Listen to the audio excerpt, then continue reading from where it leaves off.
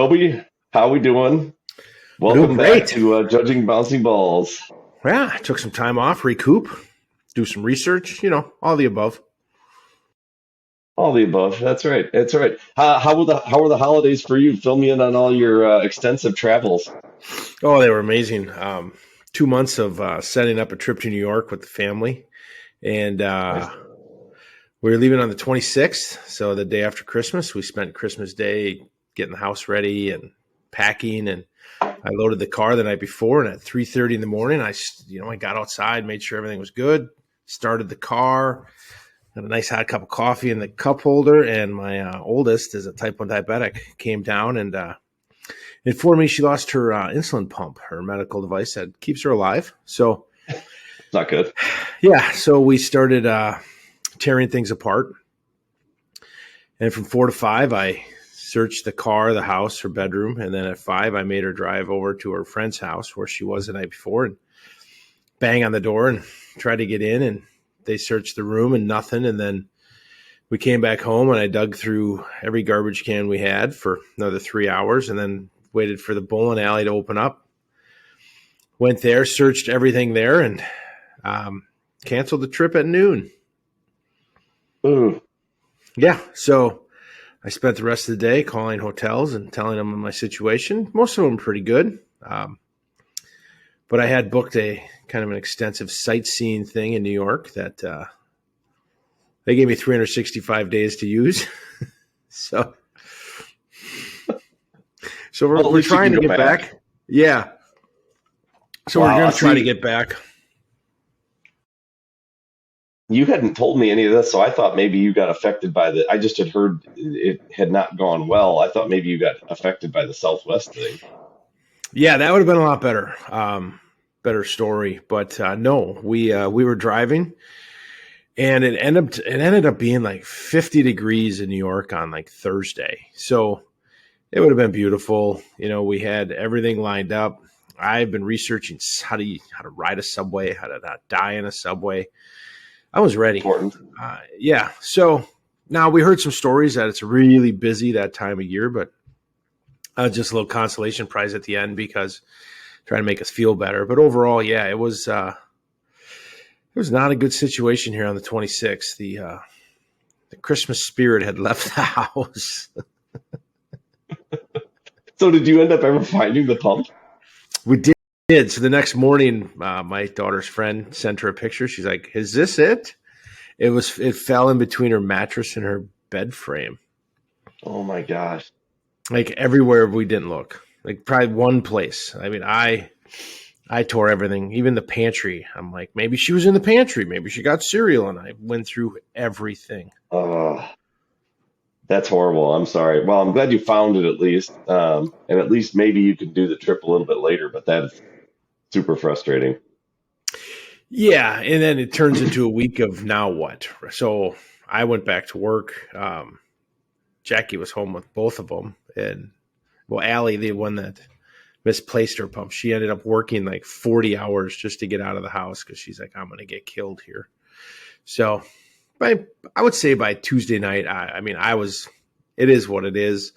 Then my wife got over it probably Tuesday, and then Macy probably got over it. Well, she'll get over it one day.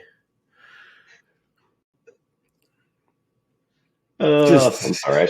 I shouldn't laugh. no, it's all we can do right now. But at the end of the day, it's over with. We'll regroup. Yeah, that's crazy. Well, yeah, yeah, like I said, it would have been fun. Have you ever been in New York for the ball drop or anything like that? I have I've not. never. It's one of the few places I've never been to. I've been all over this country and kind of this world, but I've never been to New York. And Jackie had, so that was kind of why we picked it because it was kind of new Gotcha. for all of us. But we were going to stay Monday night in State College, Pennsylvania, and go see Happy Valley and kind of bum Ooh, around the campus and see Penn State because when would we get back there? But I think me and my wife decided to go on some adults only trips, maybe leave the kids behind a couple times. Not like wow, good for adults you. only, but not those places. At least not that I know. Right, right, It'd right. be great. I mean, I'm not saying no. I'm just saying I don't know. I'm just saying. I'm just saying. I'm And just saying. I see you've got a little new equipment. If you're on us with video, you can see Toby's rocking some new mic equipment. I like it. I did. The Santa Claus took very good care of me with the new mic. It's got colors. Hello. I don't know what they mean. And then some wireless. I took a lot of crap for having an old school wireless or wire headphones, and I really didn't think I would. But Santa, I did talk to him, and he did take care of me. I was very happy. I like the microphone though, but I got to get a boom, something that Yeah, hangs right here. I agree.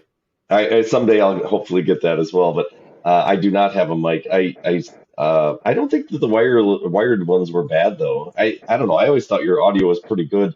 Last week I think I screwed it up a little bit, so our audios were not great. And I shouldn't say last week, last episode.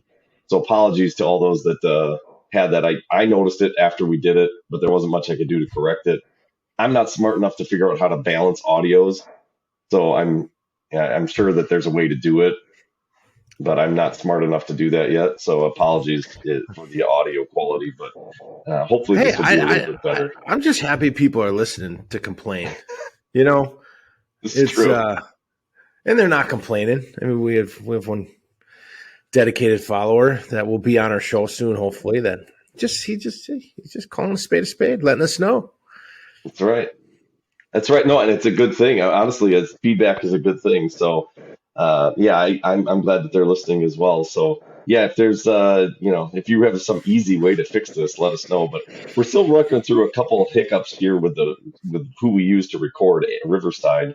Um, it's a great service. It's just there's still some things I'm learning with it. So just be patient as we learn and work through those kinks. It's delayed our episode a couple times too, so we'll see. But Well, here's what it let's be is. honest. We need a sponsor. We need some cold hard coin coming in, and we can upgrade our system. That's Like right. we got stuff to Like pay a for. We studio, got kids, man. Yeah, that would be amazing. a That sound would be studio. great. Somewhere in between, maybe Oh, there like you go. alpaca. A lot of That's a good things in water. Alpaca. Yeah, water. There's a water park in Wapaka, isn't there? Is there? I don't know. Maybe. There's a Well, hotel. It's got a yeah, pool. yeah, there you go. There's a quick trip. Now, let's get back to this Greek vacation because you went to the happiest place on earth. so, And so it's I'm called. not talking Amherst. I'm talking Disney. Yes. So the wife and the fam, all six of us piled into the magical sleigh called the Honda Odyssey, a 2008 Honda Odyssey, and we put about 3,500 miles on that bad boy, all the way down to the most, what is it, the most magical place on earth. And I thought about making a sign or a T-shirt that crosses out magical and puts expensive place on earth, because if you've never been, it can get a little expensive at times. But yes, we did go down to Disney. We spent 8 days on the complex. There are four parks that we went to, so we went to each park two times, because if you've never been there, it kind of takes that amount of time to be able to actually experience almost all the rides or all the events that they have, because there's so many people there. There's no way you can get it done all at once. And I mused to my wife at one point that Disney could be surmised in a very short line of thinking, and that is spending hours in lines to experience a few moments of bliss. And that's basically Disney in a nutshell. But the kids loved it. It was good. My oldest, I'm starting to see that he probably is getting to past the point of like the rides I think are really geared towards like 12 and under, maybe 14 and under. He's 16, and so he was starting to kind of be like a little more open and realistic about some of the things that Disney does. But overall, there's a lot of really good things there. There's some fun rides. The kids had a good time, and we didn't kill each other on the way back, or down, which is good. So we spent Did you? literally 48 hours in a van together. Did you drive straight? Pretty much. I mean, we drove like what did we drive? 12 straight hours. Then we slept for like 3.5 to 4, and then we drove the rest, and that was kind of the same way on the way back. Did you let Isaac take the wheel? We were gonna, and we did not. He actually just got his license in December, and it just didn't work out because every time I talked about it, Sarah was like, "Nah, I don't think we should because either traffic or weather." And she's like, "He's just learning how," and I'm like, "Whatever, that's fine." And in full transparency and honesty, I'm kind of a control freak, and so I just kind of do it. Oh, I I was mean, going to drive the whole way to New York. Yeah. yeah, I'm a control freak. My wife is a good driver. There's no problem with the way she drives, except for when she drives, she drove 4 hours out of the whole time that we were in the vehicle. So out of the, 20 or the 40 some hours that we drove, or 48, she drove four of them. And I tried to sleep a little bit, but she tends to drive a little slower than I do. So I'm always like, well, man, if I was driving, we'd be going 5 miles an hour faster, which means if over, 5 hours, that's 25 extra miles. That's like half hour shorter in the car. So I'm like doing the math. I'm like, so I'm a little weird in that regard. But yeah, it was quite the trip. That's the third time we've done it with the kids. So good time. You've done Disney 3 times? Oh, yeah. God, you are magical. And then you did Maine last year. Yeah, we did Maine. That was that was another 24 hours there and 24 back. Maine's more my kind of trip. I mean, it's a little more low key. Definitely not as expensive either. And it's got some majesty in it. And if you've never been to Maine, it's beautiful. Got to go to Maine. I'm gonna be honest. I'm gonna be standing in line at the pearly gates. I'm gonna be there a while, but they're gonna walk you past me, and they're gonna be like, "You go right in there because you deserve it." I will I be don't know about waiting that. for most. I'm just gonna wave. Maybe you'll wave back. Maybe not. It's Oh, okay. oh, we'll wave. You deserve Yeah, it. I'll tell you what though. I don't mind a road trip. Here, I'll tell you the road trips we've done. We've driven to Maine. We've driven to Florida. Not always to Disney, but we've driven to Florida in that van 3 times because once we went down to the Panhandle. We've driven to Yellowstone Glacier, Colorado. I mean, we've probably put a good 60,000 miles just in trips in that car. I mean, we're talking 20, 24-hour drives each way. The Honda Odyssey. It's the thing is, it's a magical sleigh. That's fantastic. Because I've driven. I don't mind driving, but we've never done that as a family. No way. Yeah, it's fun. The most impressed one that I ever had with our kids though was we had 4 kids, and when we did not Disney, we did a Florida trip, and nobody had technology. To me, that was fairly impressive because it was old school. It was the license plate game. It was barnyard golf. It was whatever to keep you just staring at a window, reading a book. There was no, and they were, only at the time, I think they were, what would they've been, like 11, 12, 5 and 3 or whatever. So they were pretty young for the most part. But that to me, that was the most Wow. impressive. This one, they actually had some stuff to keep them occupied, which I don't know if it's good or bad, but they did. Do your older daughter have a phone now? She has a phone that doesn't have any connection, so she can use it for So like it works on Wi-Fi. it works on Wi-Fi. Yeah, Okay, because Macy said, she's like, I think I feel you got a phone. And I'm like, all right. yeah, yeah. No, it still has no cellular, so she can use it in the house, but doesn't. And she can use like download music onto it, so she can use it that way. But she doesn't have full Perfect. usage. Yeah, Yeah, that's perfect. yeah. FaceTime. It's an old one, so yeah, it works. Nice. So, anyways, Hey, that's what we did over the trip, and we literally got back in yesterday. First day of work back today, which was exciting. Always good. you got back yesterday? Yeah,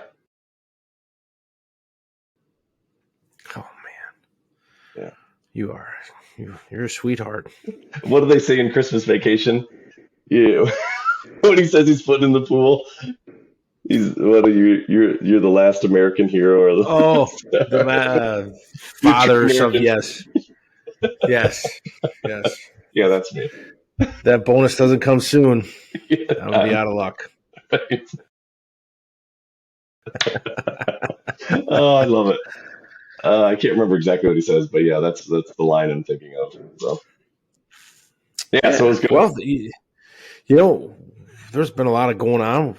Not too much on our youth sports, right? I mean, there's hockey and things, but there's been Right. plenty of news on some, on different things, and been thinking all break because I've had time sitting in my driveway. But some of the things that you see now, we won't really touch on the injury that happened in the NFL, but just my thought was the injuries that we're seeing in youth sports and what's the cause, and kind of break down that a little bit. So I just kind of, I kind of thought of many topics on where we're at, but more seen now on the artificial turf versus grass.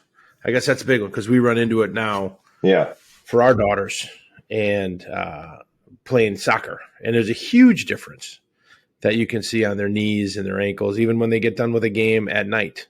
Hmm. And doing some research, it does look like, and it's getting, like we had talked before we started, that the discrepancy is getting smaller, but it's still quite a comparison from that hard turf versus grass. Yeah, and I think that's a really good summary of it because when you look at the data overall, you look early on, they talk about that there was, I think I read somewhere there was like 4 different generations of artificial turf. You have the stuff that you and I started on, the AstroTurf, which is basically just like fuzzy concrete. That was the most early side of it, and that kind of hung around until basically the 2000s. And then you get, generation 3, which is kind of the, what we think of with the rubber pellets. It's got the, long plastic fibers on the inside. And then that's typically a little bit more like grass, and it acts a little bit more like grass. And then you get the next generation, actually 5 generations, which was, in the 2010s, where it becomes a little more, the synthetic grass becomes a little bit less abrasive. And you still have the rubber pellets. And then they're now moving into this generation 4, which again, what usually ends up happening is it develops either more cushioning and more grass-like feel to it when you play on it, the better it gets. But yeah, there's been a really wide variety of turfs, and no matter how good they've made it, one of the things that I think we both agreed on was it it generally causes the players to have a longer recovery time, regardless of whatever the type of artificial turf it is. Right. And if you go back to the first one, because I know when I went to Northern Michigan in the Superior Dome, largest wooden dome in the world, don't let anybody tell you differently. I mean, you fell down and it was just rug burned. Oh yeah. And there was no give. No. Now, No. I'll be honest, I wasn't fast enough to tear anything, but I'm sure I was shifty enough, but I don't even know what that means. No, I wasn't fast enough. But if you did fall, man, you paid the price. Yeah. Yeah, man, I only played on AstroTurf, probably the generation 2 stuff. I remember I was at UW Stout and I played on that stuff and I slid for a ball, and this was just in pre-game warm-ups. No, maybe it was in the game. I can't remember. Anyways, I went down and my shin slid on the turf, and I swear to God that wound lasted for probably 2.5 weeks. I mean, it was just brutal, and it just oozed, and it was just awful. It was horrible. Yeah, it was not good. I did not like that at all. No, and it took and And I think I might have probably lost if you kept Toby there playing for a on second. turf. But yeah, it's definitely was not an ideal turf. I then had the joy of being able to play on some of the next generation turfs, in the There we early go. 2000s. when I played semi-pro, and I was able to play on those turfs, and they were much more forgiving. They did have more of a grass-like feel, a little bit more cushion, a little more bounce. They still played really fast. That was one of the things that people really liked about artificial turf, the early variety. But the later generations still played fast, but they definitely had more give, and they did not give you that rug burn like you had from the earlier stuff. That's one thing that I definitely noticed. Um, Yeah, I gotta go. There we go. I don't know what's going on all of a sudden. We've been on, no, you're but fine. the I one thing. talked through it. Okay, perfect. I went down to the Resch Center. They have the Green Bay Blizzard indoor football team, Hmm. and like there was parts where you could even see the seams were bad, like Yeah, coming apart. And I think like turf is so expensive. But I don't even know how you'd want to play on any of that stuff. Nowadays, like I've been on Lambeau, had opportunity to go on yeah. I don't know pregame and how go on you'd the want to play field, on that either. I mean, it would not be great. It would not right? be great playing on that. And just to end a career Um, in a hurry. so that's definitely one of the things that we wanted to touch base on, and that's just some of the statistics when we were looking at this that you'd want to be aware of. We did mention Can that you it hear me? actually is improving as we got into more recent data. Like the more recent the data, the more similar the injuries were from grass to turf. Turf was still a higher incident rate of injury, but the NFL, when they recently studied it, the most recent data was there was an incident rate of 0.41 for grass, and it was 0.42 for turf, which is a really nice um, uh, a nice downtrend for turf injuries compared to um, grass. But if you go back a little bit further, the incident rate for turf fields was much higher than it was on grass. And so you saw recently, even in the season, you saw a number of players in the NFL talk about how they really wanted to see an increase of grass fields because they feel that it's a much lower incident rate. So that's the NFL's perspective. The players are actually pushing for a turf, or I'm sorry, a grass field, because they're talking about like statistics like this one where athletes had a 56% higher knee, ankle, and foot rate of injury on synthetic turf, and a 67% higher injury rate resulting in 8 days or more missed. So you look at that, and that's why you say guys, big players like Cooper Kupp, and there was a Packer player, Devontae Campbell, that actually came out when Rashawn Gary got hurt, basically saying, if we didn't play on grass or turf, these injuries wouldn't have happened. And they're also talking about the recovery times, even if they don't get hurt, are much longer when they play on turf. And I actually read an article by J.C. Treader, who is the head of the NFLPA, former Packer as well, but he's also the head of the NFLPA. And he basically talked about how when he played on turf, and players around the NFL talked about this, that their recovery time was much longer. They just had more body aches, they had more muscle aches, joint aches, whereas if they played on grass, their recovery time was much quicker. So, the overwhelming theme, at least from the NFL, when we're looking at this, is people really like to play on grass rather than turf. And the last thing I'll add on that is when you compare that to the FIFA, which is the highest level of soccer, they basically don't even allow turf fields. Almost exclusively, they play on grass fields. So, from that perspective, I think there's a lot of, even though the incident rates of injuries are coming back in line, players are still wanting to play on grass. So, that's kind of what we were finding from that. So while Toby kind of fixes his audio stream here, or his connection, one of the things that like I said, that just kind of reiterate the point, is the more recent the turf, probably the better it is. But one of the questions that I kind of had, and I would have to ask a professional on this. I do know someone in the industry. I'll have to pick their brain on. Is that generally speaking, with the advances in turf, one of the things I was curious about is, has it gotten better for everyone, or has it just gotten better for the highest tier of professional franchises? Because obviously they can afford the best, the most innovative turf or equipment. You know, does that carry down to your local high school? Does it carry down to your local club? Or are they dealing with turf that is subpar or not as high of quality? And that's one of the questions that I would have, because one of the things that Toby and I have definitely noticed is that um, with with the turf, the girls playing on turf and playing on grass, just our kids, we notice a difference between our athletes in that they definitely recover for longer. They have more joint pain, hip pain, knee pain, ankle pain.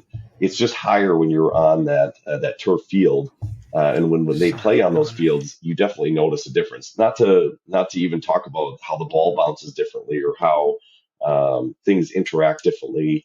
They just generally are more sore on those artificial turfs. So that is a problem, right? And that's something that um, that is a real issue, is just the recovery time. Don't even take into how the ball bounces on the turf. The recovery times for youth athletes is definitely less. And Toby, what I was, you had to jump off for a second. What I was just kind of pondering is, obviously we saw a reduction in injuries at the professional level. What I'm curious about is, are the turfs that the professionals use the same kind of turfs that our lower level high schools clubs are playing on? And I have to believe they probably are not, because if you're a professional league, you're probably getting the best, the most innovative equipment. The things that our kids are playing on is probably at a much lower um, quality rate and maybe at a higher injury rate. Just theorizing. I don't know the answer to that one. That's just what I'm wondering. Well, I know Lambeau because I've had a chance to be on Lambeau before a game and walk around, and I think it's half real, half synthetic. So they've woven like almost a real glass because they use glowing lights to grow it. Yeah. They have these, yeah. So I think in that case, yes, I think the pros are playing on, and it holds up better in winter. So you don't, that's where I think that the fakeness comes, or the fake synthetic comes in to give the playing surface where it used to be just brown from the numbers all the way down 100 yards. And I think, we've talked about it in our soccer club, a turf field, and I want to say it's seven figures. I want to say it's like $1 million or something, or $2 million for two turf fields. Yeah. And I know, we've played in different indoor, and our club Players Choice down in Appleton, you can actually wear cleats.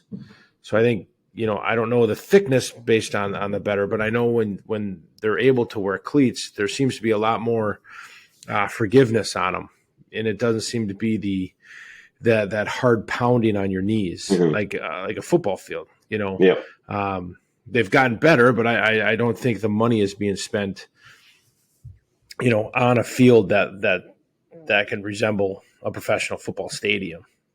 Yeah, and just seeing, like the field that we just put in locally versus, the field that's at Players Choice, there's definitely a difference in quality in the turf. I mean, and I don't know if that's just because it's not as new, or if, if they have cheaper options that they offer to different, clubs or communities or whatever it might be. I venture it's probably just the newness of it. But yeah, I have to believe that our kids are playing on probably not as technologically advanced or safe fields as probably the professionals are. I mean, just going strictly off money. Yeah, I think half of our indoor field was getting upwards of almost six figures. I mean, it was Yeah. $80,000, $90,000 by the time you put it together, and then the amount. But I think, these are still those rubber pellets, where the newest fields, I don't even know if they use rubber pellets anymore. Well, it's funny you bring that up, because one of the articles I was looking at, they were there's this new surface called a B1K surface from Shaw Sports, and what they actually use, because and I'll get back to why they switched over, but they actually switched over from not using rubber pellets to using a coconut byproduct. It's like coconut and sand, and it replaces the rubber pellets, and they use that in between. And the reason that they went away from the rubber pellets is there's been some question about how health conscious it is to have rubber pellets, because they also release chemicals and other issues that are there for the players, and the players might be absorbing some of that. I guess there's actually been um, some correlative studies. They don't know if it's directly linked of, goalies that played a lot in soccer on artificial turf actually developing like rare forms of blood cancer. Like it kind of cropped up with those players. And so there was questions about whether or not that was from potentially some of the chemicals. Now, I'm not saying that there is or isn't, because I don't have the proof to back that up. I'm just relaying that there was questions about maybe that's, some correlation of the chemicals that are in the rubber pellets. You're rubbing that on your skin when you fall down. You're ingesting it potentially. There could be things that you're getting, little micro pieces of that in your bloodstream, and so that might not be very advantageous. So they moved to some of these more organic types of solutions instead of the rubber pellets. Is that what you were referring to? Yeah. Because remember, you get them in your eyes, Yeah. and they'd be constantly stopping the game to brush. You'd find them in places, if you ever played on it, where it's like they come home with you. I forget how many tons they put on that half that soccer field, but it was a lot. Oh yeah, it is literally tons of rubber pellets. I mean, you see the bags; they're probably 6 feet in circumference, like total around, and they're like 10 feet tall, and there's like 100 of them. I mean, there's tons and tons of rubber pellets that get put onto a brand new field. But coconut's interesting. Yeah, isn't that something? It's kind of a brown. It was a white. Yeah, it looks kind of like dirt. Kind of interesting. And apparently they claim that the ball bounces more naturally off of it. It doesn't come off as hot, and it bounces at a more natural angle because it's more like dirt, which, is interesting. Do you smell better? Do you smell like ladies lying in the sun? You know what I'm saying? Hey, I don't know. That's a good question. It's like, man, were you? That's a good Widespread Panic song. Were you at the beach today? No, I was playing a soccer game. I'm working hard. But that's interesting what they find out with society and what they can use. And 15 years ago, nobody had ever thought of a coconut byproduct. Yeah. Well, just put rubber in the chemicals. They'll be fine. Yeah, and 20 years ago, we would have never thought, hey, let's grind up tires and put it. It's like, right. Well, we needed to do something with the tires. Exactly. So it's just interesting, but there's definitely a progression. And, while you were having some connection difficulties there, I reiterated that point of it. The injuries are definitely reducing. I think there's been an awareness that, if you've ever played on natural grass versus artificial, my cleats would always grab harder in turf. They would stick longer. You'd make a cut. You could feel it grab, which was great as a player that wanted to be shifty. It was awesome. But you also noticed that, if you made a mistake, you kind of paid for it because your foot didn't just give out. If you got outside the framework of your body too much, or if you didn't plant correctly, you paid for it, that mistake as well. But if you were sound in your movement, you had some benefits of that too. There was good and bad. Yeah, it was interesting because we went to watch a girls' varsity soccer game last year, and after the game, most of the girls went over and put ice packs on their shins. Yeah. And you could see the toll. And I heard hips are really bad, like for girls' sports, that hips are becoming a really big problem.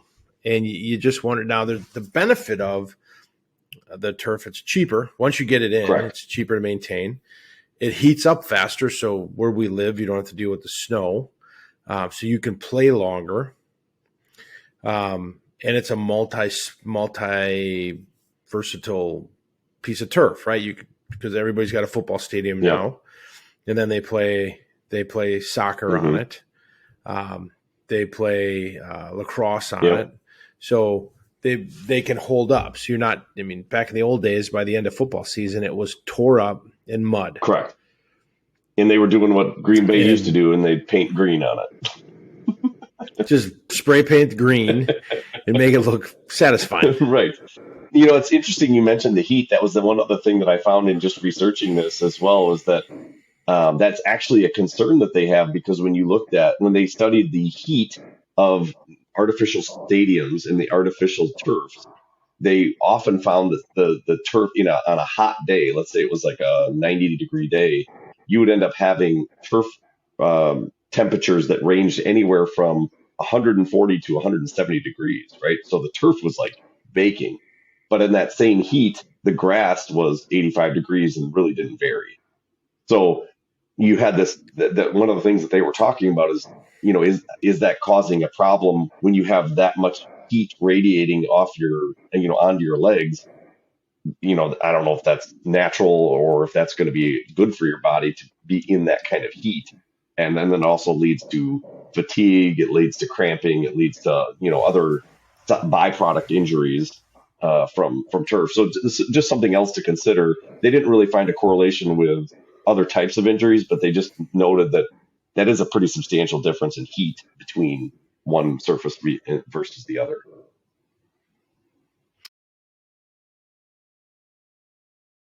Yeah, because you read every offseason or every summer when they start two-a-days that there's a number of football players that die, whether they're on the high school level or through Mhm. college. But you wonder if that correlates, that because I've taken Macy to Indianapolis to play on the turf in the summer with ODP as you were there, and they said that almost the cleats were melting. Yeah.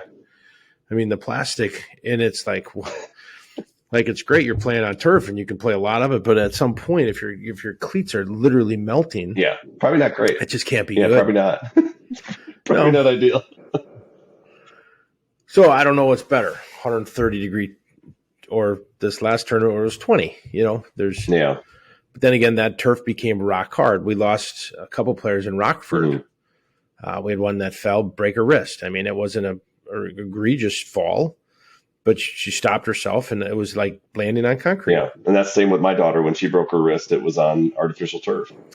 Yeah, I don't know. I totally understand where clubs and where high schools and sports teams, why they use it, because to your point, the maintenance is so much less. I mean, it is drastically less maintenance, and so that's where they make their money up. Plus, they get to use it more and more than they can on a grass field. So I understand it. But I can tell you, as a player, I loved real grass. I liked turf for certain things, but I really loved grass. I mean, there's just something about the smell. There's something about the way it gives. I don't know. I really like it, and it's so funny. We play on turf here for our team, but the one game that everybody was all excited about this year, for our football team, was the one game we played on grass. They were like, "Oh, it's real grass. It smells awesome. It's like such a cool feel. It's like old school." Like everybody was excited about grass. So I don't know. I almost wonder if there's going to be a movement to go back to grass, even though it's got its shortcomings. And maybe we'll learn that I don't know, or maybe it's just going to become so much better artificially that people won't care and that it's going to be equal. But I don't know. From knowing my body, I'm telling you, and people I talk to, it's a wear and tear. And you see our kids, it's a wear and tear on their body when they're on this artificial turf.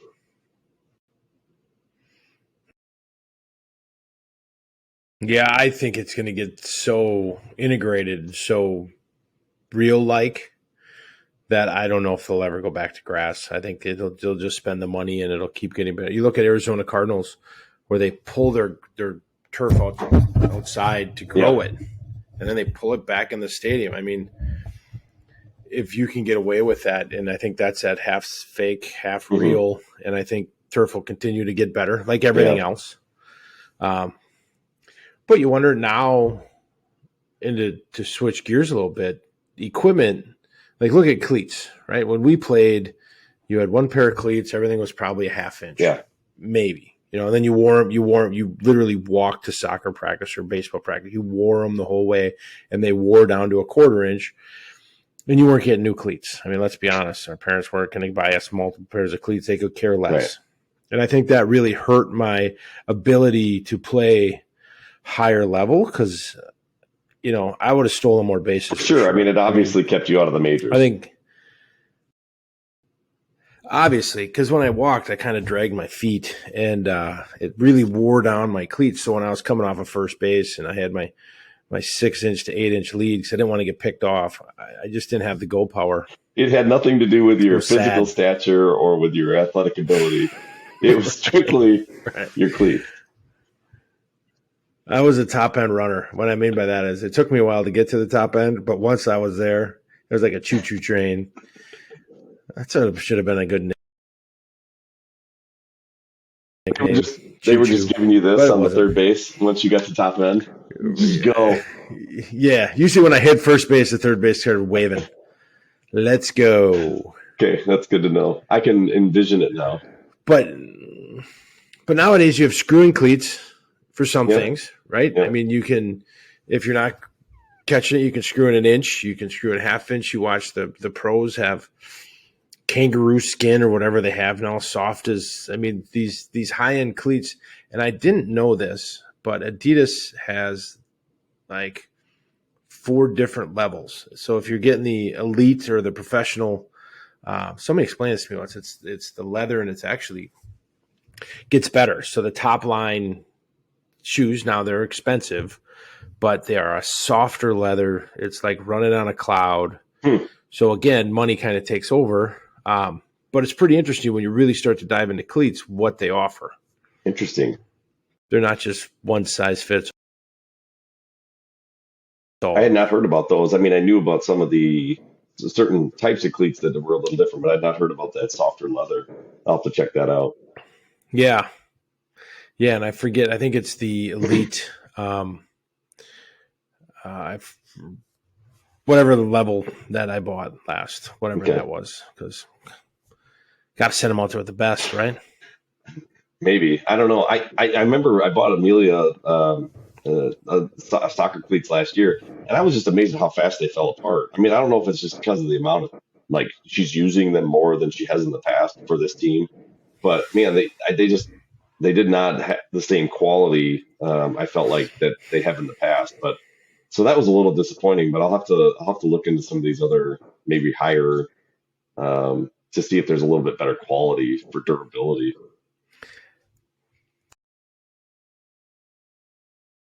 They all fall apart. They're designed for, I think, 1 year. Yeah. It's terrible. They're not good. Because they're, as they get going, their feet stop growing, but they're still needing cleats every year because they still blow them out or whatever. Yeah, you're right. The stitch, I don't know what's bad about them. Everything. Even my refrigerator lasts about 2 years less now. Piece of junk. Yeah. But no, I mean, when you talk about equipment, you are exactly correct. I mean, I just think about, obviously we had different types of equipment when we were younger, but just some of the things that I've seen, just a couple examples equipment wise, you look at, the one that I used the most I was a receiver. So receivers gloves. It's funny. I pulled out my old receivers gloves from college because I still had them, and obviously they degraded, but they were Newmans at the time. Well, I don't even know if they still make gloves, but they were basically leather. I mean, for the most part, they had a little bit of tack on the hands, but they were basically level, what we would consider like a lineman glove now, and that's what we use as a receiver. And I almost felt like when I started playing college football that they almost hurt my development a little bit. I actually took them off midway through my freshman year and just used regular bare hands, old school style. And I felt like that actually helped my development. But then I moved into a newer glove at the time. And after I learned how to really become proficient in catching, then I felt like they accentuated a little bit. But I'll tell you what, if you bought receivers gloves recently, I mean, when I played semi-pro, we used, I actually still have those. I brought them down. They're called a cutter. They're a really nice glove, but they're nothing compared to what they have today. I mean, the tack on the gloves today is unbelievable. and you see what these guys are wearing in the NFL or even in high school or college, those, now in college or high school, I'm sorry, in professionals, they're buying gloves literally every game. They might actually change the gloves out during the quarters because they want to always get the tackiest, that they can. But man, those things are tacky. Have you felt them recently? I have. You can understand how these guys are making these catches, right? Over the shoulder, one-handed, clapping down on the Yeah. ball. And I'm not trying to take It's anything like away from them. flypaper. I mean, they're obviously very,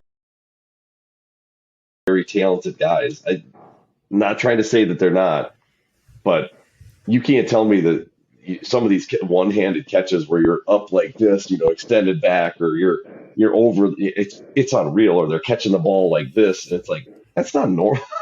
It just doesn't No, happen.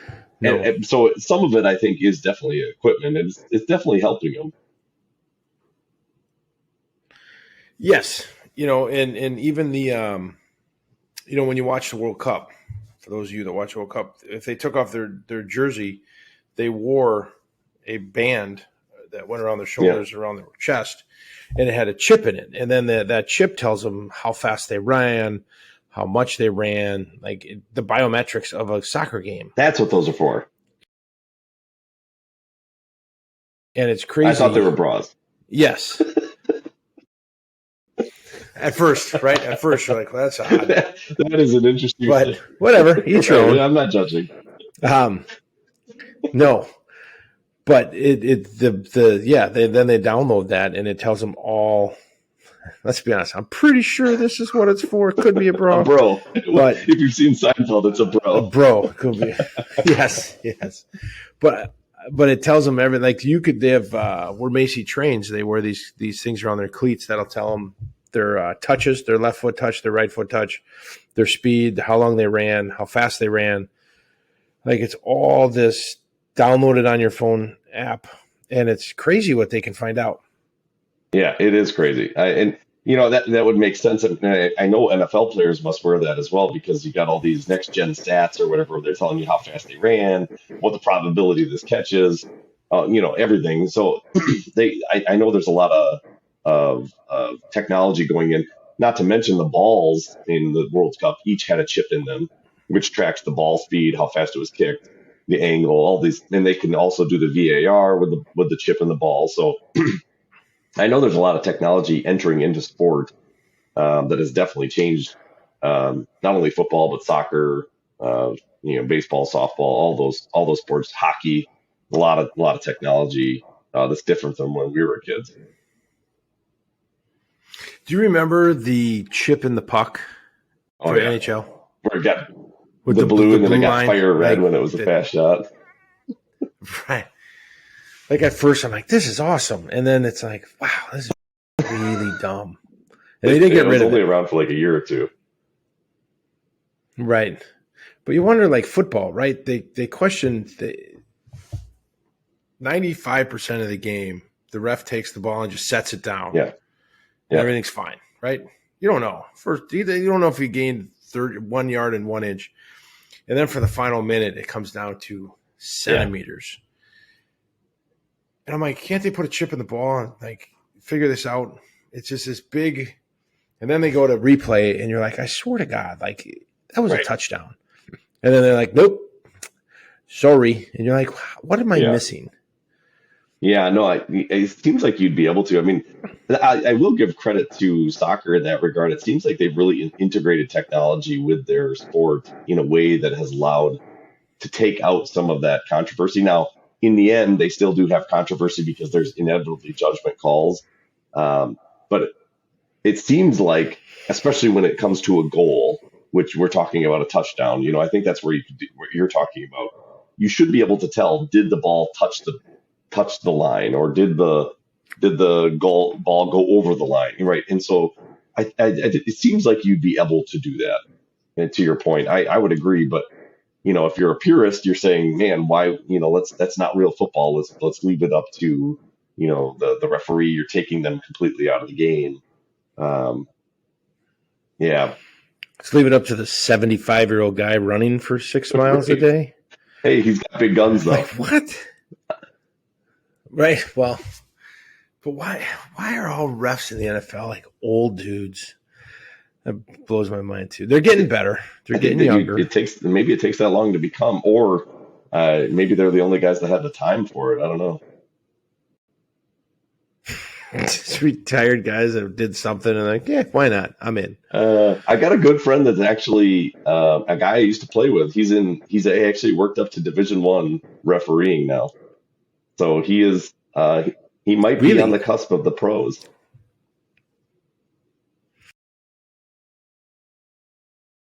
That's funny because New Year's Eve I was at a friend's house talking to a gentleman who refs high school football, and he was saying, yeah, they get Mhm. graded, and I didn't know there was a level that you have to like. He was level 6. Now I don't know if that's going up or down, but it sounded Right. You don't know if impressive. one is good or bad. Yeah. And right, but he was saying that it's an antiquated system because the coaches Correct. grade you.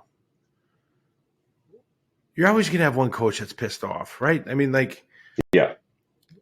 it seems kind of like if you called a call that screwed if you screwed a team, that's on you. But a holding call is very judgmental, and if you call a holding call at the wrong time, where's the coach can be like, hey, I know you called a bad holding call. I'm going to give you a B Right. plus. No, he's going to be like, You're you get a trash. D. You're trash, right? So that was very odd to me. Now it's kind of neat that they get graded and they review all that, but I'm like, if you really want to ref in the state championship, you got to be pretty much clean slate. Then he said there's a little bit of a good old boys club Yeah, still. I'm sure So there is. as You know, always, it's I don't know if our head coach for Spash ever how many he turned in. I do know of one that we turned in as a complaint on a ref. We actually had a kid that got blindsided on an interception, a crackback block. The guy came back and blew him up, and the ref threw a flag on the kid that got blown up. So not only did we throw an interception, our guy got cleaned, but then he got a flag thrown on him, and they got extra yards onto it. And we're like, he got lit up. How are you calling this? And apparently the ref said he's like, well, I saw him go down, and he thought that he like blindsided the other kid. So we actually did clip that and send it in for review because we're like, come on, you can't call a flag on that. That's ridiculous. well, you can't call if you don't Right, see it, right? I mean, you see a kid laying like, 15 yards for right. getting in the way, for standing in the wrong So, spot. anyways, yeah, they do get graded. I don't know if they only get graded on because not every game is recorded. They may only get graded if somebody sends something in. That's what I don't know. So, Okay. That's interesting. Yeah, I don't have any inkling to be a ref. And we'll get more on that because we all know we've talked about this, but I didn't know it was that like I just saw it like the World Series. If you have a good year, yeah, go ahead. Step out on the old field and see what umpire. happens. Yeah. And, so back to the equipment thing. The other one that I noticed, I only play bar league softball, which is like really high level, for the old guys. But one of the things I did notice in there too that I mentioned to you was the bats are unbelievable. If you want to buy a home run, you can kind of do it. You can spend $500-$600 on a bat now, and these things are like I don't even know what's in them, but they're kind of almost soft to the touch, and not really. I mean, but they definitely when you hit the ball, the bat actually kind of like indents and then it explodes, and the ball you get a lot of distance on them if you know how to swing a bat you can definitely add some solid distance onto your hits. And the ball explodes off at a much higher velocity. So they're kind of dangerous. We have actually seen even in our softball league, pitchers are starting to wear masks and equipment because they're kind of at a danger because these balls are exploding off the bat. I've never bought one of those bats. I have used them occasionally if somebody brings them, if they'll let us. But I mean, those bats are definitely different. When you talk about equipment, when we were kids, I had a steel bat or a wood bat. That's all I had. I didn't have anything. I don't know what you had, but we didn't have these, composite bats that were amazing. No, there was a bat bag given to you by the city, and it had like 4 Eastons Yeah. in it, and like 3 of them were Yes, of dented. course. But no, actually, I did some research. The DeMarini is it's like double Okay. lined. So you're right. There's a hardcore, and then there's Oh a yeah, soft you're core. right. When I coached baseball, yeah. So when I coached baseball this past fall for kids that were 10, 11, and 12, they had bats in their bag they couldn't use. They had them for tournaments, and that was a problem. They were too. I think the exit velocity or whatever was too high, so they were hitting the ball too far. So they actually had to go back to an older bat. So they had to go buy more bats, and it was crazy. They each had a bag with 2 Yeah. bats, and then they had cleats and helmets. They all have their own helmet now, and I get it. There's lice, and there's always one kid with Right, lice, of right? course. But he's fine. But we didn't have that. Like we didn't No. like you didn't. Every kid's got a specially fitted helmet. I swear we didn't even wear And helmets. it's I just remember playing baseball as a kid. We didn't have helmets. That was crazy. That's why we had 5 kids. nobody threw hard enough. But I had 3 kids on our team with first baseman's Wow. mitts. I didn't get a first baseman's mitt until I was a senior, and I played first base. So kids like, I'm like, all right, why don't you go play first for a little bit, batting practice? He's like, all right, I got to get my glove. I'm like, what glove? He's like, I got a first baseman's mitt.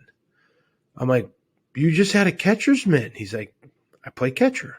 So he had all the Wow. gear in his bag. His bag was like this. It's hard to see, but it would have stuck out on your back, 6 inches on each side, from the bottom of your bat to the top of your shoulders. It had 2 bats. He had his shin guards hanging off. Now God bless them. Parents want to buy it. That's awesome. But kid couldn't swing a bat for nothing. But he had all the equipment. Everything. Helmet was dialed in. And he just wow. And then there's a kid on the end of the bench who's got a glove, right? Showed up in tennies. Huh. Yeah, and that's where you talk about the money coming into youth sports. That definitely, back to our earlier episode, I think it was like episode 2 or 3. That has definitely changed. Not only have parents paid a lot more to participate, but they're also paying a lot more for equipment to give the kids like every advantage of being able to participate at the highest level. And that's something that definitely didn't happen prior. I mean, I see little kids. I 3rd and 4th grade football, and kids are showing up with like receivers gloves. I'm like, you don't need receivers gloves when you're 3rd and 4th grade. We can't even throw the ball that far. We can barely throw it, period. Let alone needing $40 receivers gloves for your 3rd grader. So yeah, that has definitely been a change. That I don't know if it's just because it's more prevalent or because they see the professional athletes use stuff. But yeah, kids showing up with all the gizmos and gadgets is definitely not atypical anymore. No, and I don't even know. Like everybody gets mad. Like, why are they doing this? They shouldn't. We shouldn't use this or that. At the end of the day, if people want to buy it, Right. go buy it. I think parents try to give their kid the advantage, and if people in society look, if I'm going to spend $100, well, you know what's better? $200. Don't know if it's right, but I try to buy my kids, top of the line rackets. They've got.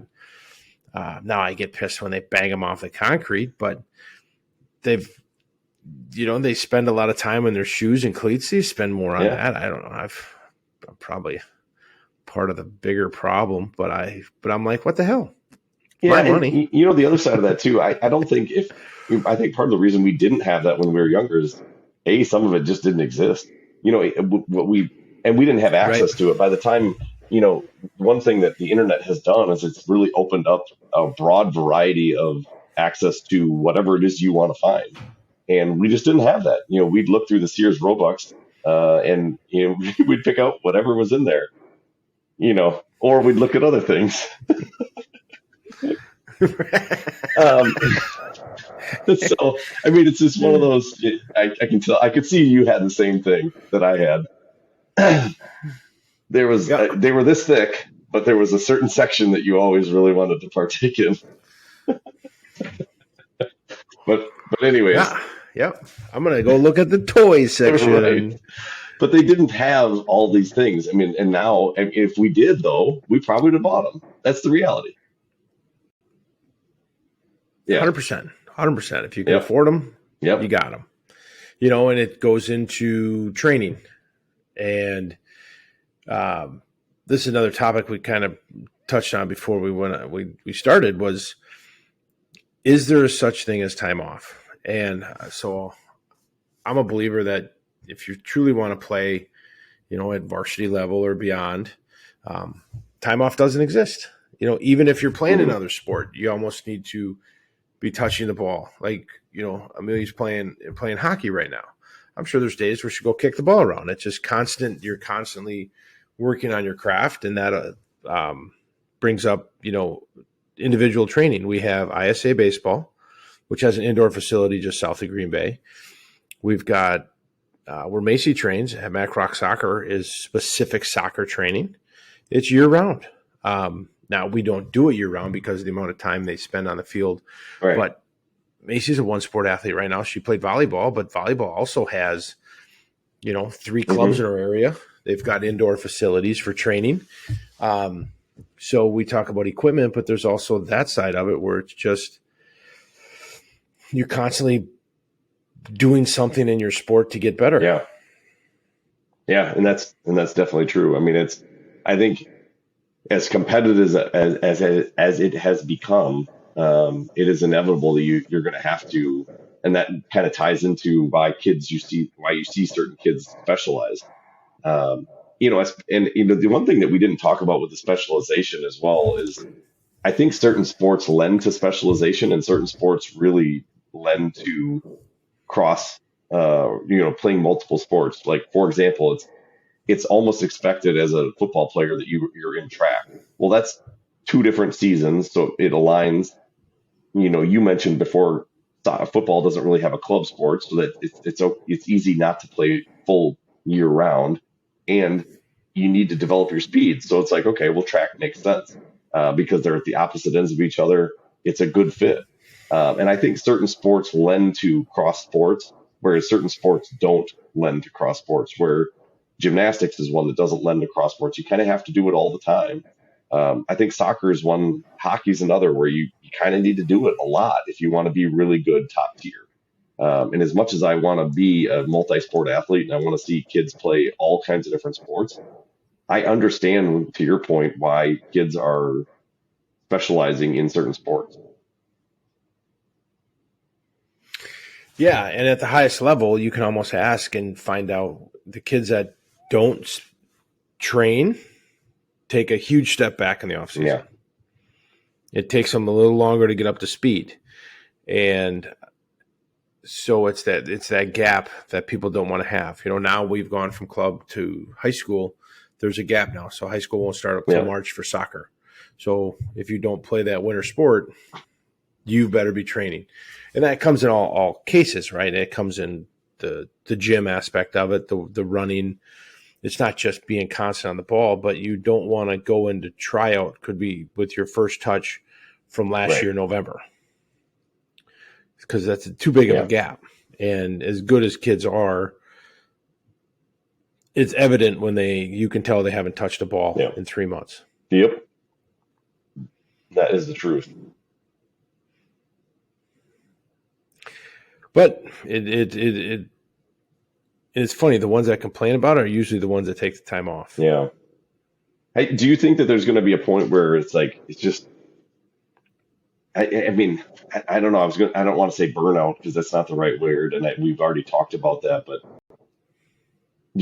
I just, yeah, I guess, do you think there'd be a point where people stop specializing, where they almost go back to the multi-sport, and it becomes the norm to just play whatever's in season at the time? No, I think it gets worse. I think there's more places popping up with indoor basketball training, with indoor football. Baseball is a big one now. There's a lot of indoor training around here. My neighbor, him and his buddy had land. He put up man, I want to say, I forget how many 1,000 square foot building, and they put turf inside it and some pitching mounds and Hmm. nets. He sold 70 key fobs for $700 a piece. And that key fob got you in there whenever you wanted for 1 year. He sold out in 6 hours. Wow. $49,000, right? That paid for the building, paid for everything for 1 year. He did it for 6 years, and then he sold the building to, I don't know if he sold it to Bayport or something, for specialized in baseball.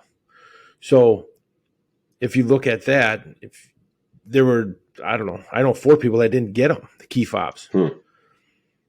So it's amazing if even on the need to want to build something to make money, it's that easy. I mean, you put it, especially where we live with the weather, but you build a building, you put in indoor turf, you can put in baseball, you can put in sleds for football, whatever it is, for $700 a year. To me, Right. that's a hell of a deal. Yeah. You know, it's $70 a month. I Right. pay that Yeah, to go no, to the it's- Y. I mean, like I told you, I've been a Y member for 50 years, look and I great. use it twice because it's for the kids. I do look. I appreciate that. Appreciate that. I don't feel great, but I like tonight. I drove. I'm in a pickleball gang. You're a pickleball guy. We'll have to talk and about that. I love pickleball, by the way. Yeah, great sport. I'm getting better. But I have a friend's business that has an area that they put a pickleball court in. I would pay $20 a month to go play pickleball. There's things we do up here that are different probably than in the South because they can just be outside constantly, but it's constantly looking for indoor space and people are constantly looking for it. It's something to do with their kids. It's something at all angles. Yeah. You know, and the YMCAs are getting smarter. They're starting to put in tennis and pickleball courts because that's the new trend. But we're always the bar on Holmgren Way by Lambeau Field. They have an indoor facility that during the winter they have 2 pickleball courts that you can rent, and then in the summer they use it for bar space. But you know, we're always looking for somewhere to go, to play. You know, so I think specialized training will always be around. Yeah, you're probably right. I wonder if there'd ever become a point where it's just people realize it's too much and then they restrict it back. But I just don't ever see that in a free society because you're always going to get somebody that's going to push harder to do a little bit more, to get a little bit better. You know, that Kobe Bryant mentality of I'm going to outwork you to get better. And God bless them. I mean, unless you have top kids, unless you have top kids in an organization that are good enough to take time off and show the lead, but those kids are few and far between. Yeah, it's interesting. It definitely is. Like where the sport goes and how it works. I mean, that doesn't even take into account all the sports injuries that can occur from, you know, that overuse or that specialization, which we talked about. And that's a real problem. But I get it. Like I said, I understand why people do it. Well, we have a young girl, young compared to us, but she plays at Bayport. She plays soccer. Very good soccer player. I don't know if it's her senior or junior year, but she was, you know, going to be a big asset to our team. Played club volleyball 2 weeks ago. Came out of club volleyball with a torn meniscus, torn ACL. Done for the year because they don't, you know, we're not pro athletes, right? We don't have everything, so you're out a year. But if it's her senior year, she will miss her sport and while playing club. I mean, it's bad things happen and it stinks. So there's no right or wrong, but just some terrible breaks. Yeah, literally. Yeah, and that's you know, that's unfortunately the real aspect is, you know, injuries and there's some things you can do to avoid them, you know, having, you know, certain types of training and certain types of flexibility helps, but inevitably we play sports, and in sports you're going to have injuries, and I don't know if maybe that's a podcast for a different day, but you look at the sports statistics on injuries, and man, there's just tons of them. I mean, for youth sports specifically. There's a lot of injuries. If you play a sport, I don't care if it's basketball or sledding and tobogganing, you're going to have some injuries. Right. Well, some tobogganing is a It's very worth it dangerous though. sport. Big hill. Yeah. Well, it's very enjoyable. It's the Disney of the mountain. I mean, you do wait in line, and then you get a couple minutes of freedom. But I don't have one friend that didn't play college or high level sport like high school, but that doesn't have a problem today. Whether it's knees, a back, a head injury, like Yeah. we all hurt. Yeah, because I mean, yeah, I could be in better shape, but you take a beating, and for me, my biggest issue is my back, and it's not really because um, of sports injury. It's more, I think, some like poor working out form, and but it, all the same, it still affects me to this day. I mean, it's I hurt my back when I was 19, and it still gives me grief today. And it'll give me grief probably to the rest of my life. But yeah, you're right. I mean, that everybody if you has want, something. well, if you want to see something cringy, go into a high school weight room and Oh watch my kids do gosh, squats. They put 400 pounds dude, on their shoulders and then they it is. bend over. And it's just like, what in the hell? You don't have to tell me. I was there. It is. I with our guys, I don't get to go into the weight room a lot because I'm not always able to be there. So I give the coaches that get there more consistently than me a lot of credit. But when I go in, I'm like, guys, your form is brutal. I mean, wow. I don't know how the kids are just blowing their back, their spines apart. I mean, it talks to the resiliency of the human body Yeah. because it, it is Right. bad. And they're throwing as much weight Oh, as they could. yeah, because they want I to put mean, it on Instagram, and that they want to show themselves lifting it up. And I'm like, "Oof, your form is brutal. You're gonna pay for that when you're 40." Yeah, right? They just keep doing it. Keep doing it. And I don't know if kids did when you were, well, did you play, you I didn't didn't. play high school football. You did? No, You did not. Did you my lift? senior year I started to lift, but when I remember I got to 200 pounds in bench my senior year, and that was like such a big accomplishment. But I didn't start until I think March of my senior year. I mean, so it was like I was right at the end. Yeah. So we had to, with football, I think my junior year, now I didn't play football junior, senior, but I was still considered it. So our coach had us in some weightlifting Hmm. competitions, and I did Green Bay East. Now I took Nice. 5th in the competition, right, out of 5. But I really, really worked hard. I think they were doing So do steroids. so I do swear to washing God. machines. They work hard. I did get a ribbon. Oh, it's so amazing. Because I didn't tell anybody that out of 5, I usually just tell, like, wow. My good buddy would set every record at Green Bay. He took 1st, and I was at What a 5, and I'm jerk. like, I bet he right. doesn't have a podcast now, But though. probably not. Probably doesn't have time. Cool dude. But we worked out. Nowadays, these kids work out for hours. They're Yeah. constantly in the weight room. I don't. I think I'll push back on that a little bit. I think there are some who do. I think there are some who are really dedicated. There are some who are there for hours. I'll give you that.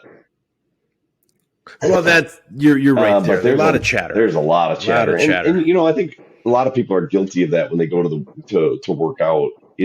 It's very easy, especially if you're not crazy about what you're doing, to get there and be, um, to find reasons not to do what you're there for. But I do think that there are, when you get a certain student or a student athlete who really loves it and really wants to get better, some of them do obsess and they're there a lot and they really push themselves. That I totally would agree with, but there's also a lot of kids there that are there to watch or to interact in other ways. we got a YMCA downtown Green Bay, and parking sucks. And I remember going down there and I'd be like, if I had to park like half a block away, I'd be like, I'm not going. Like, why would I walk half a block to go work out? Like, it didn't make sense. Toby, you just hit on one of the things that drove me nuts when I used to go to the Y. I just remember walking out of the Y and like going to my car, and I would see people circling the lot looking for the closest parking spot. I'm like, you are here to work out, and you won't even walk an extra 20 steps to get to the. I mean, come on. And then I know it was you. Now I know it was you. I have a thing in my life, and my wife would attest to this, that I search for parking spots. Like I start at the front and I work back. Most people start at the back. You know, I feel I deserve the best. So if I got to drive around an extra lap, worth it. That's awesome. Yeah, I'm the opposite. It has nothing to do with anything. I don't know why I do it, but I just Yeah, feel see, it's if I best. see an open one that's close, I'll do it right away. But I'm also not opposed to being the guy that like literally parks in the back when there's like wide open spaces everywhere.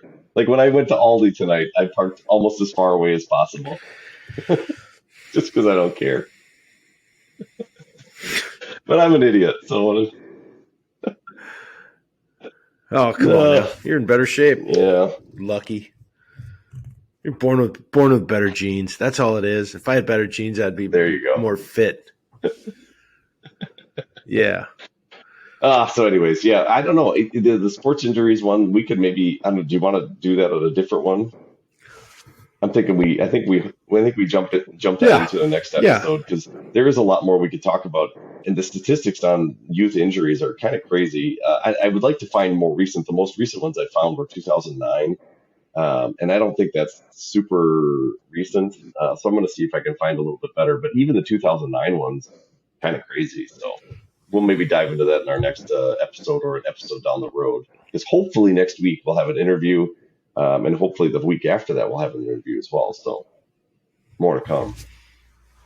Yeah, we got some great, interesting people. And we're looking for interviews. I mean, if you got something on a story, not just a story, like we've got plenty of stories, but like you do something interested in youth sports, you know, because all my friends have stories. That's the last thing we need is just my friend coming on telling a story how great he was.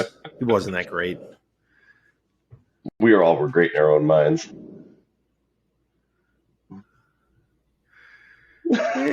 Not all of us. Nice. All right, so maybe we land this plane. I'm thinking do you have a name for this episode? The one that I came up with is it's not a bra, it's a bro. Perfect. Okay. Perfect. I think that lands. All right, we'll lands put that plane into the beautifully. episode. I'll get this baby edited. We'll see what we can do. As an ending note, again, we saw some people subscribe to our YouTube channel and like it, which was awesome. So thank you for doing that.